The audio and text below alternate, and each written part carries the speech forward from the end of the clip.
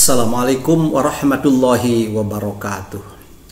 Sahabat-sahabat tercinta yang dirahmati Allah, ada sepotong kisah tentang unta milik Rasulullah yang terkalahkan dalam sebuah lomba pacuan unta. Padahal unta milik Rasulullah itu sebelumnya tidak pernah terkalahkan. Cerita itu diriwayatkan dalam hadis Sahih Bukhari. An Anasin radhiyallahu anhu qala lin nabiyyi sallallahu alaihi wasallam naqatun tusammal adba la tusbaqu fajaa a'rabiyun ala qu'udin fasabaqaha fasaqqa dzalika 'alal muslimina hatta arafahu faqala haqqun 'alallahi alla yartafi'a syai'um minad dunya illa wada'ahu. Terjemah dari hadis ini dari Anas radhiyallahu anhu, dia berkata, Nabi Shallallahu alaihi wasallam memiliki seekor unta yang diberi nama Al-Adba yang tidak terkalahkan larinya dalam setiap perlombaan. Suatu ketika seorang Arab Badui datang dengan menunggang seekor unta yang masih muda dan bisa mengalahkan unta Rasulullah Shallallahu alaihi wasallam. Hal ini mengecewakan kaum muslimin. Setelah Rasulullah Shallallahu alaihi wasallam mengetahui bahwa kaum muslimin itu kecewa, maka Rasulullah kemudian bersabda, Haqqun 'alallah alla yartafi'a syai'um minad dunya illa wada'ahu. Yang artinya bahwa sudah menjadi ketentuan Allah bahwa kejayaan dunia itu suatu saat akan dijatuhkan oleh Allah Subhanahu wa taala. Sahabat-sahabat tercinta yang dirahmati Allah, dari hadis ini ada 3 kata kunci. Yang pertama, unta milik Rasulullah. Untanya hebat, larinya cepat, tidak pernah terkalahkan oleh unta yang lain. Dalam setiap perlombaan, unta Rasulullah selalu menjadi pemenang. Itu adalah simbol dunia. Simbol harta, simbol kekayaan, jabatan, pangkat, kesehatan, popularitas, dan simbol segala hal yang bersifat duniawi. Kata kunci yang kedua adalah Rasulullah sebagai pemilik unta. Rasulullah adalah simbol manusia yang sadar bahwa harta yang dimilikinya, dunia yang dimilikinya adalah pemberian dari Allah dan akan diambil oleh Allah. Dan kata kunci yang ketiga adalah kaum muslimin. Ini adalah simbol manusia dengan karakter manusiawi yang suka membanggakan junjungannya, yang suka membanggakan pujaannya, dan bahkan mereka manusia itu rata-rata pasti membanggakan dunia yang dimilikinya.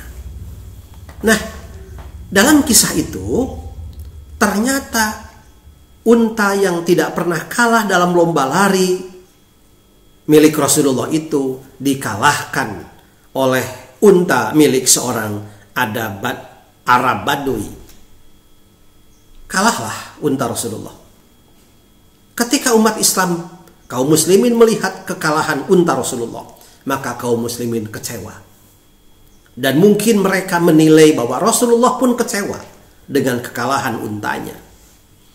Dan setelah Rasulullah mengetahui bahwa kaum muslimin kecewa, maka kemudian Rasulullah mengatakan di hadapan mereka dengan tegas, kata-katanya, Hakun 'alallah alla yartafi'a syai'um minad dunya illa wada'ahu.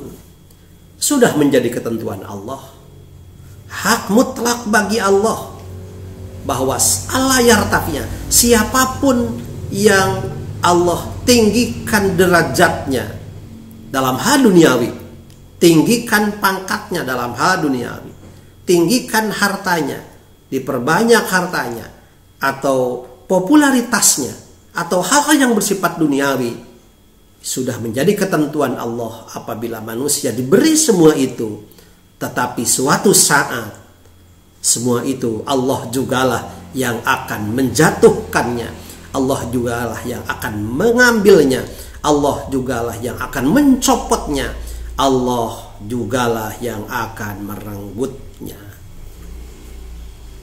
Oleh karena itu, hadis ini mengisyaratkan kepada kita bahwa jadilah seperti Rasulullah yang tidak kecewa dan juga berharap semua yang mendukung Rasulullah atau siapapun pemilik harta yang ternyata dikalahkan oleh yang lain, diambil oleh yang lain, atau jatuh atau hilang dari diri kita, maka seperti Rasulullah tidak kecewa.